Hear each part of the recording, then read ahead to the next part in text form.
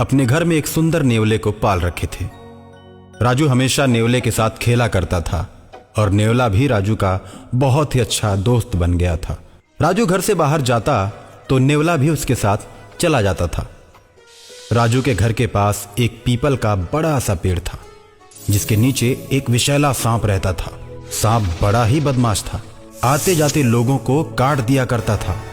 उसके काटने से लोगों के शरीर में जहर फैल जाता था और लोग मर जाते थे। और इस तरह उस सांप ने उस रास्ते पर आतंक का माहौल पैदा कर रखा था। लोगों ने राहगीरों को बचाने के लिए पेड़ पर एक तख्ती लिखकर टांग दी थी और उस तख्ती में लिखा था, कृपया सांप से सावधान रहें। आसपास के लोग सांप के डर से हाथ में डंडे लेकर जाया करते थे। एक दिन सांप चुपके से राजू के घर में घुस जाता है। रात के 11 बजे राजू अपने कमरे में सोया था और उसके मम्मी पापा दूसरे कमरे में। नेवला राजू के साथ सोया था। नेवला रात में भी हमेशा चौकन्ना रहता था। सांप राजू के कमरे में घुस जाता है और जैसे ही राजू को काटने की कोशिश करता है, नेवला सांप की गर्दन को पकड़ लेता है। दोनों में भीषण लड़ाई होती है और अंत में नेवला सांप को मार देता है। सांप का खून घर के दरवाजे से बाहर की ओर आने लगता है। राजू दरवाजा बंद करके सोया है। उसके मम्मी पापा दरवाजे के बाहर खून देखते हैं तो सोच में पड़ जाते हैं। उन्हें लगता है कि राजू को किसी ने मार दिया।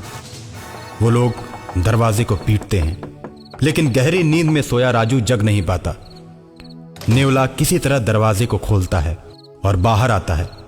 राजू के मम्मी पापा मन में ये सोचते हैं कि नेवले ने ही मेरे बच्चे को मार दिया। इस तरह का विचार आते ही वे दोनों नेवले को पीट पीट कर मार देते हैं। नेवला वहीं तड़प कर दम तोड़ देता है।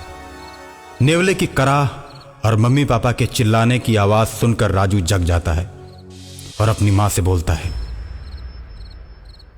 मम्मी सुबह सुबह क्यों चिल्ला रही हो? क्या हो गया?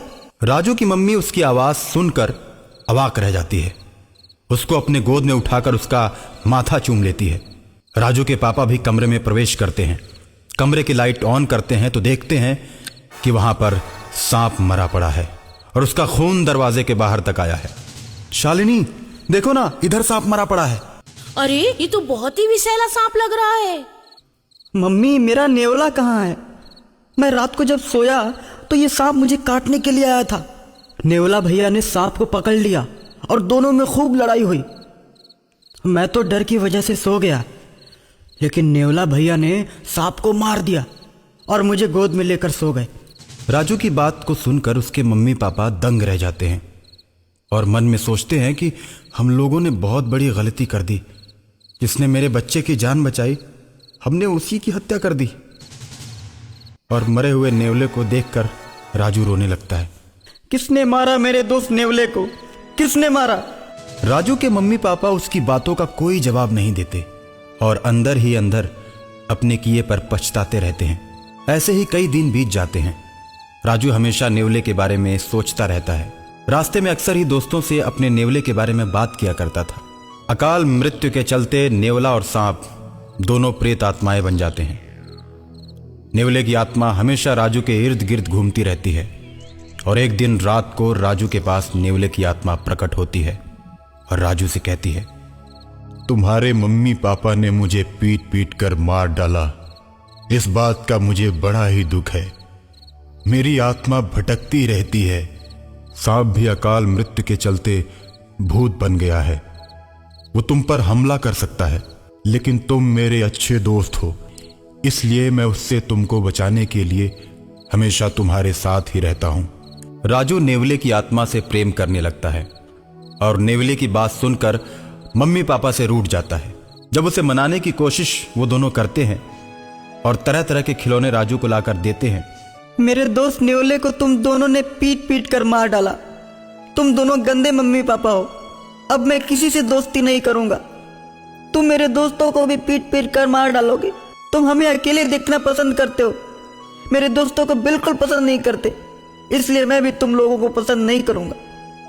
जाओ, मैं तुम लोगों से बात नहीं करता। नहीं राजू, खून देखकर हमने सोचा कि नेवले ने तुम्हें मार दिया है। इस भूल में हमने गलती कर दी। नहीं राजू, मम्मी पापा को ऐसा नहीं बोलते। मैं भी जानता हूं कि तुम्हारे मम्मी पापा ने बचपन से मुझे अपने बच्चे की तरह रखा था। अनजाने में मैं मारा गया। मेरी आत्मा हमेशा तुम लोगों के साथ रहेगी। जब भी तुम्हारे ऊपर संकट आएगा, मैं तुम लोगों की मदद करता रहूंगा। और अचानक एक दिन सांप का भूत राजू को मारने के लिए आता है। राजू को अपनी पूंछ में लपेटकर हवा में उड़ जाता है। राजू मदद के लिए अपने दोस्त नेवले को याद करता है। सांप जैसे ही राजू को ऊपर ले जाकर पटकना चाहता है, नेवला वहां पहुंच जाता है और राजू को सांप के चंगुल से छुड़ा लेता है। सांप नेवले पर टूट पड़ता है। सांप नेवले को पकड़कर उसे पेड़ के पास ले जाता है जहां वो रहता था। अब तो मेरा जहर और भी तेज हो गया है। देखता हो मेरे जहर से तुम लोगों को कैसे बचाते हो। इतना कहकर सांप गायब हो जाता है और बहुत से लोगों को काटकर उन्हें मौत के घाट उतार देता है। लोगों को परेशान देखकर एक तांत्रिक बाबा आते हैं और कहते हैं, एक सांप भूत बन चुका है, वही लोगों को मार रहा है। बाबा, हमें उस सांप के प्रकोप से बचाइए, नहीं तो वो हम सबको मार देगा। तुम लोग परेशान मत हो। ऐसा कहकर तांत्रिक बाबा बीन बजाने लगते हैं। बीन की आवाज सुनते ही सांप की आत्मा मदमस्त होकर तांत्रिक बाबा के पास चली आती है और तांत्रिक बाबा बोतल का ढक्कन खोलकर सदा के लिए उसकी आत्मा को उसी में कैद कर लेते हैं और शहर को सदा के लिए सांप के भय से मुक्त कर देते हैं।